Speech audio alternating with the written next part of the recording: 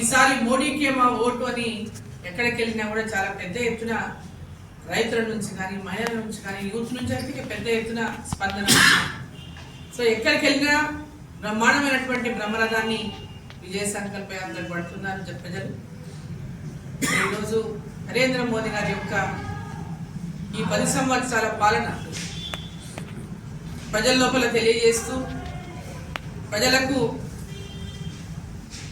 కేంద్ర ప్రభుత్వం ఈ 10 సంవత్సరాల్లో నరేంద్ర మోదీ గారి ప్రధానమంత్రి అయిన తర్వాత ఈ దేశంలో వారు చేసినటువంటి అభివృద్ధి కానీ ఈ దేశాన్ని ప్రపంచ దేశాల్లో 11వ స్థానంలో ఉన్నటువంటి భారతదేశాన్ని 5వ స్థానంలోకి తీసుకురావడంలో కానీ వారు ఈ భారతదేశం యొక్క అభివృద్ధి కోసం అహర్నిశలు వారు కృషి చేస్తున్న విషయాన్ని ప్రజల లోపల వివరిస్తున్న సందర్భంగా పెద్ద ఎత్తున ప్రజల నుంచి మరి విశేషమైనటువంటి స్పందన వస్తూ ఉంది. నరేంద్ర మోదీ గారు ఇచ్చినటువంటి అనేక హామీల విషయాలకు వస్తే ప్రతి హామీని నిలబెట్టుకుంటూ మరి 370 ఆర్టికల్ రద్దు విషయంలో అందరూ అది ఎక్కడ సాధ్యమవుతుంది, అక్కడ కనుక రద్దు చేస్తే చాలా సమస్యలు ఎదుర్కోవాల్సి వస్తుంది, అక్కడ లా అండ్ ఆర్డర్ సమస్యలు వస్తాయి అన్నటువంటి విషయంగా అందరూ కూడా మాట్లాడినప్పటికీ 370 ఆర్టికల్ని జమ్మూ కాశ్మీర్లో రద్దు చేసి ఎక్కడ కూడా చిన్నపాటి గొడవలు లేకుండా లా అండ్ ఆర్డర్ని మెయింటైన్ చేస్తూ మరి ఆర్టికల్ 370ని రద్దు చేసి కాంగ్రెస్ పార్టీ తాత్కాలికంగా పెట్టినటువంటి ఆ 370 ఆర్టికల్ మరి ఎన్ని సంవత్సరాలు అనేక ఇష్యూస్ మనకు తెలిసినటువంటి విషయమే. మరి ఇవాళ ఇచ్చిన మాటకు కట్టుబడి 370 ఆర్టికల్ని రద్దు చేసి జమ్మూ కాశ్మీర్ భూభాగాన్ని మన ప్రాంతంలో ఒక భాగంగా ఈరోజు కలిపినటువంటి విషయాన్ని మనం అందరం కూడా ఒకసారి గుర్తు చేసుకోవాలి. అదేవిధంగా త్రిపుల్ తలాక్ విషయంలో కూడా త్రిపుల్ తలాక్ని రద్దు చేసి ముస్లిం మహిళలకు అందరికీ కూడా ఒక సోదరునిగా వాళ్ళ హృదయాల్లో చోటు సంపాదించినటువంటి నరేంద్ర మోదీ గారు కరోనా వచ్చిన సందర్భంగా కరోనా సమయంలో రెండవసారి వారు అధికారంలోకి వచ్చిన కొద్ది కాలానికే కరోనా మహమ్మారి ప్రపంచ వ్యాప్తంగా మరి ఎటువంటి విధ్వంసాన్ని ఎటువంటి భయాన్ని సృష్టించిందో మనకందరికీ తెలుసు. కరోనా మహమ్మారిని ఎదుర్కొనడంలో నరేంద్ర మోదీ గారు నాయకత్వంలో భారతదేశం ఈ యొక్క కరోనాని ఎదుర్కొనడమే కాకుండా దేశవ్యాప్తంగా కూడా కరోనా సమయంలో సేవలు అందించడంలోనే కానీ వైద్య సేవలు అందించడంలోనే కానీ పెద్ద ఎత్తున ప్రజలకు అండగా నిలవడమే కాకుండా కరోనా టీకాలను కూడా వెంబడే మన దేశంలో కనుగొనే విధంగా పూర్తిగా ప్రోత్సహించి కరోనా టీకాను ప్రజలకందరికీ పేద ప్రజలకందరికీ ఉచితంగా అందజేసి ఈరోజు మన దేశంలో అత్యధిక జనాభా ఉన్నటువంటి భారతదేశంలో కరోనా వ్యాప్తిని కంట్రోల్ చేసుకొని విదేశాలకు కూడా స్ఫూర్తిగా నిలిచినటువంటి నాయకత్వం నరేంద్ర మోదీ గారిది. అనేక దేశాలకు చిన్న దేశాలకు కూడా ఈ వ్యాక్సిన్ అందజేసి ఈరోజు ఆ దేశాలన్నీ కూడా నరేంద్ర మోదీ గారిని భారతదేశాన్ని పెద్ద ఎత్తున వారిని రక్షించిన విషయాన్ని వాళ్ళు తెలియజేసుకుంటూ భారతదేశం వైపు మన భారత ప్రధాని నాయకత్వం వైపు ప్రపంచ దేశాలన్నీ కూడా ఈరోజు వారిని మెచ్చుకుంటూ ఉంటే ఓచలేనటువంటి ప్రతిపక్ష పార్టీలు ఏ రకంగానైనా భారతీయ జనతా పార్టీని అడ్డుకోవాలి, ఈ దేశంలో మళ్ళీ నరేంద్ర మోదీ గారు ప్రధానమంత్రి కాకుండా ప్రయత్నాలు చేయాలని అనుక్షణం వాళ్ళు ఏదో ఒక రకమైనటువంటి రెచ్చగొట్టేటటువంటి విధంగా ప్రజల లోపల తీసుకొచ్చి అనేక రకాలుగా ప్రజలకు రెచ్చగొట్టేటటువంటి ప్రయత్నాలు చేసినప్పటికీ కూడా దేశమంతా కూడా ఇవాళ దేశ ప్రజలంతా కూడా ఈ దేశానికి నాయకుడు నరేంద్ర మోదీ గారే ఉండాలి, నరేంద్ర మోదీ గారు ఉంటేనే ఈ దేశాల యొక్క భద్రత, ఈ దేశం యొక్క అభివృద్ధి చెందాలంటే నరేంద్ర మోదీ గారే ప్రధానమంత్రి ఉండాలని ఈరోజు ప్రజల ప్రతి ఒక్కరి లోపల కూడా ఆ భావన మనం చూస్తా ఉన్నాం. ఇంతవరకు పెద్ద ఎత్తున నార్త్ లో అన్ని మిగతా ప్రాంతాలన్నింటి కూడా చాలా పెద్ద ఎత్తున మరి మోదీని ఏ విధంగా ఆకాంక్షించిండ్రో వారి నాయకత్వం ఉండాలని, ఇప్పుడు తెలంగాణలో కూడా అదే విధంగా నరేంద్ర మోదీ గారు రావాలి, ఈ ఓటు నరేంద్ర మోదీ గారికి ఎన్నికల్లో ఓటు అన్నటువంటి చాలా స్పష్టంగా ప్రజల నుంచి వారి యొక్క ఆకాంక్షను వ్యక్తం చేస్తా ఉన్నారు.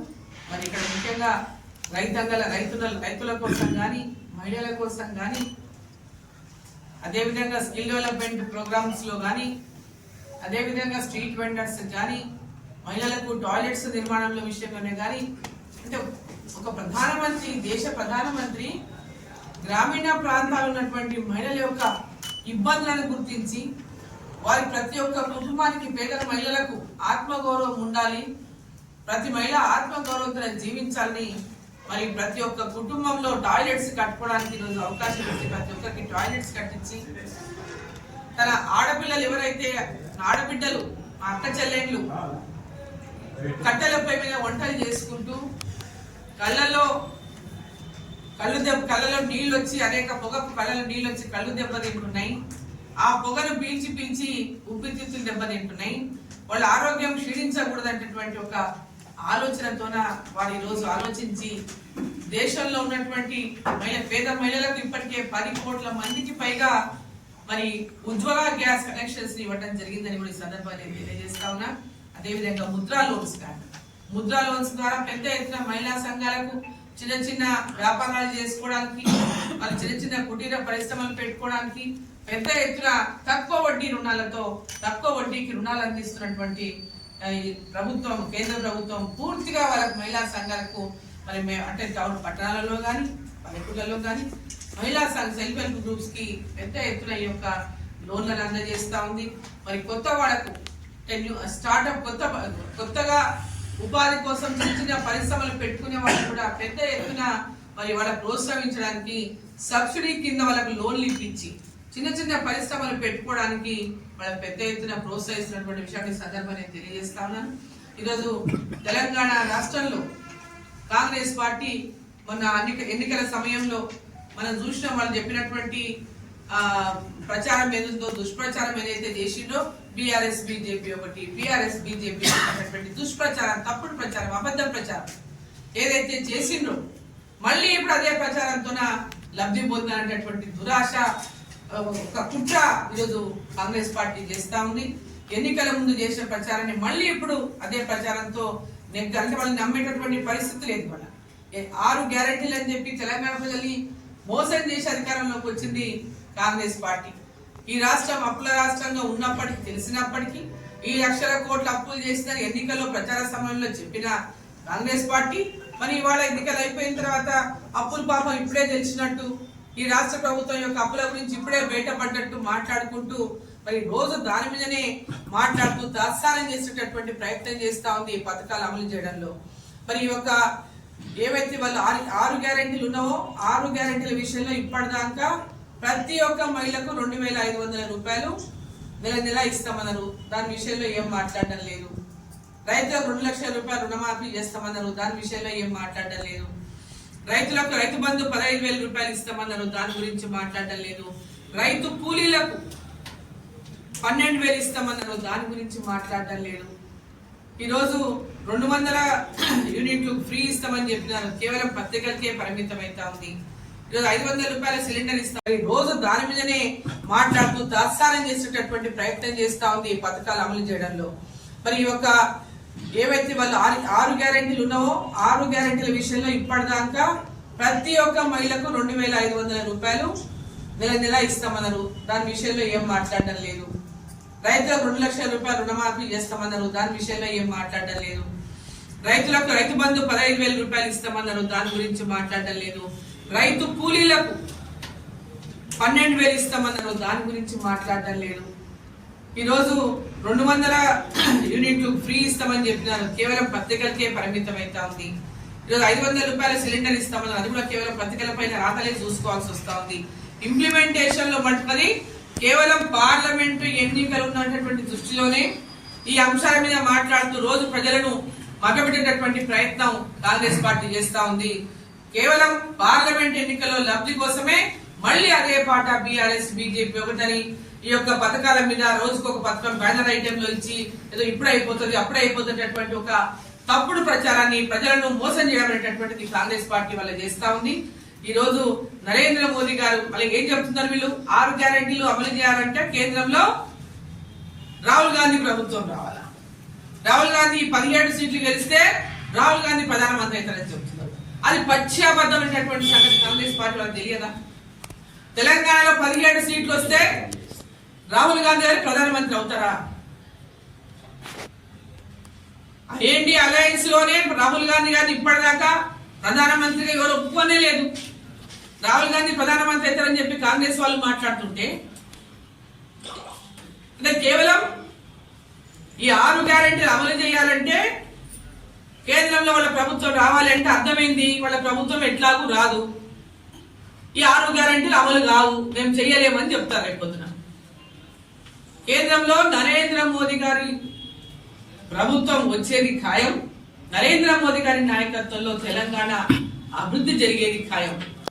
ముఖ్యమంత్రి గారు పోయి కలిసి వచ్చిండ్రు, ఉప ముఖ్యమంత్రి గారు పోయి కలిసి వచ్చిండ్రు, కలిసి వచ్చి రాష్ట్రానికి సహాయం చేయమని అడిగి వచ్చిండ్రు. ప్రధానమంత్రి గారు సానుకూలంగా ఏ రాష్ట్రంలో ఏ ప్రభుత్వాలున్నా పార్టీలకు అతీతంగా రాష్ట్రాల అభివృద్ధి కోసం నరేంద్ర మోదీ గారు పెద్ద ఎత్తున ఈ దేశం అభివృద్ధి లక్ష్యంగా వారు పనిచేస్తా ఉన్నారు. గతంలో టీఆర్ఎస్ పార్టీ అధికారంలో ఉన్నప్పుడు కూడా వాళ్ళు పదే పదే అబద్ధాలు చెప్తా ఉన్నారు, మా కేంద్రం ఈ వివక్ష చూపిస్తుంది, అది రాజకీయం కోసం అనేకమైనటువంటి అభాండాలు చేసిన ఆరోపణలు చేసిన తెలంగాణ రాష్ట్రానికి 9 లక్షల కోట్లకు పైగా దాదాపు 10 లక్షల కోట్ల రూపాయలు తెలంగాణకు అభివృద్ధి కార్యక్రమాలకు కేంద్ర ప్రభుత్వం నుంచి నిధులిచ్చింది. ఈరోజు కేవలం కేంద్ర ప్రభుత్వం నరేంద్ర మోదీ గారు చేస్తున్నటువంటి పరిపాలన తీరును చూసి సహించలేనటువంటి వాళ్ళు, వారికి ప్రపంచ వ్యాప్తంగా వస్తున్నటువంటి ఆదరణను చూసి సహించలేనటువంటి వాళ్ళు, ఈరోజు ప్రపంచ వ్యాప్తంగా ఉన్నటువంటి నాయకులు అత్యధికంగా ఆదరణ కలిగిన నాయకులు ఎవరు అంటే విదేశీ సంస్థలు సర్వే చేస్తే మొట్టమొదటి స్థానంలో నరేంద్ర మోదీ గారు 78% నరేంద్ర మోదీ గారిని ఇచ్చారు. సో ఇవాళ నరేంద్ర మోదీ గారి నాయకత్వాన్ని ప్రజలు కోరుకుంటా ఉన్నారు. బీఆర్ఎస్ ప్రభుత్వం అధికారంలో లేదు. రేపు మొన్న ఎలక్షన్లలో చూసిన వాళ్ళమే వ్యతిరేకతతో ఉన్న కాంగ్రెస్ పార్టీ అధికారంలోకి వచ్చింది. వాళ్ళు చేసిన ఘనకార్యం ఏమీ లేదు. భారతీయ జనతా పార్టీ పోరాటాలు చేసింది. భారతీయ జనతా పార్టీ పోరాటాలు చేసి అనేక మంది కార్యకర్తలు జైల్లోకి వెళ్ళినారు, లాఠీ దెబ్బలు తిన్నారు, ప్రజా సమస్యల పైన పోరాటం చేసింది భారతీయ జనతా పార్టీ. ప్రభుత్వం పైన వ్యతిరేకతను ప్రజల్లోపల తీసుకొచ్చింది భారతీయ జనతా పార్టీ. బొటాబొటి మెజార్టీతో అబద్ధపు ఆరోపణలు చేసి కాంగ్రెస్ బీజేపీ బీఆర్ఎస్ ఒకటి అని ఆరోపణలు చేసి కాంగ్రెస్ పార్టీ బొటాబొటి మెజార్టీతో అధికారంలోకి వచ్చింది తప్ప వాళ్ళు ప్రజల విశ్వాసం 6 గ్యారెంటీలని ఇట్లాంటి మోసం మాటలతో అధికారంలోకి వచ్చిండ్రు. రేపు రాబోయేటటువంటి పార్లమెంట్ ఎన్నికల్లో ఖచ్చితంగా భారతీయ జనతా పార్టీ భారీ విజయాన్ని తెలంగాణలో అత్యధిక స్థానాల్లో గెలుచుకోబోతా ఉంది. అత్యధిక స్థానాలను నరేంద్ర మోదీ గారికి తెలంగాణ నుంచి బహుమతిగా ఇవ్వబోతుంది. అదేవిధంగా నిజామాబాద్, పెద్దపల్లి, ఆదిలాబాద్ ఈ 3 పార్లమెంటు నియోజకవర్గాల్లో కూడా మరి ఖచ్చితంగా భారతీయ జనతా పార్టీ ఘన విజయాన్ని సాధిస్తుంది. తెలంగాణ వ్యాప్తంగా 10 నుంచి 12 స్థానాలకు తగ్గకుండా మరి పార్లమెంటు స్థానం గెలుస్తున్నటువంటి విశ్వాసం మాకుందని చెప్పి సందర్భంగా నేను తెలియజేస్తూ మరి యాత్రకు పెద్ద ఎత్తున హాజరై ఈ యాత్రలో పాల్గొంటున్నటువంటి ఈ యాత్రకు పెద్ద ఎత్తున స్వాగతం పలుకుతున్నటువంటి ప్రతి చోట కూడా ప్రతి ఒక్కరూ ఈ యాత్రలో పాల్గొంటూ పెద్ద ఎత్తున యాత్రను విజయవంతం చేస్తున్నటువంటి ప్రతి ఒక్కరికి కూడా నా యొక్క ధన్యవాదాలు తెలియజేస్తున్నా. మీడియా మిత్రులు కూడా నా యొక్క మేడం, నల్గొండ లేదా ఖమ్మం నుండి రాహుల్ గాంధీ పార్లమెంట్లో నిలబడుతున్నారని చెప్పి నడుస్తుంది. దాని ప్రభావం రాష్ట్రంపై కాంగ్రెస్ కానీ లేకుంటే ఇతర పార్టీలకు ఏమన్నా పడే అవకాశాలు ఉన్నాయి? ఆయన ప్రభావం ఏమీ ఉండదు. రాహుల్ గాంధీ గారి ప్రభావం ఎందుకు పడుతుంది? ఇక్కడ వాళ్ళ పార్టీ నుంచి ఎవరో ఒకరు పోటీ చేయాలో పోటీ చేస్తారు. ఎవరు పోటీ చేస్తే ఎట్లుంటుందో ఆయన పోటీ చేస్తారు, అంతే ఉంటుంది. ఎక్కువేముంటుంది? మీరు చెప్తున్నట్టు బీజేపీ బీఆర్ఎస్ కలిసిపోయాయని ప్రచారం ఎక్కువ జరుగుతుంది. సో దాంట్లో ఎలాంటి వాస్తవం లేదు. అది పచ్చి అబద్ధం. ఎలక్షన్ లో పోటీ చేసే పోటీ చేసి ప్రజలను మెప్పించే సత్తా లేనటువంటి కాంగ్రెస్ పార్టీ ఇటువంటి అబద్ధ ప్రచారాలు చేసి లబ్ధి పొందాలని మళ్ళీ ఒక కుట్ర పన్నుతుంది తప్ప దాంట్లో బీఆర్ఎస్ బీజేపీ పార్టీ ఎలాంటి పొత్తు లేదు, ఎవరితో కూడా పొత్తు లేదు. భారతీయ జనతా పార్టీ గతంలో చెప్పినట్టుగానే ఇప్పుడు కూడా ఒకటే మాట, అప్పుడు ఇప్పుడు ఒకటే మాట, బీజేపీ పార్టీకి బీఆర్ఎస్ తో ఎప్పుడు పొత్తు లేదు, పొత్తు ఉండదు. ఇప్పుడు ఎమ్మెల్సీ కవిత కేసులో సో దీనికి ప్రధానంగా అంటే బయటకు రాకుండా ఉండేందుకే వీళ్ళు బీజేపీతో కలుస్తున్నారు అనేది ఒకటి ప్రధానంగా. సో దీన్ని మీరు ఎగిపోస్తారా? కానీ ఇది వాళ్ళు మాట్లాడే ప్రతి మాట అబద్ధమేం చెప్తున్నా. వాళ్ళు చెప్తున్న మాటలో ఎలాంటి వాస్తవాలు లేవు. ఇప్పుడు ఆమె నిందితురాలుగా ఈరోజు నిందితురాలుగా ప్రకటించినారు. సో ఆ నిందితురాలకు వాళ్ళు ఏవైతే ఎంక్వైరీ వ్యవస్థలు ఈడీ కానీ సిబిఐ కానీ ఆ వ్యవస్థలు వాళ్ళ ఎంక్వైరీ వాళ్ళు చేస్తున్నారు.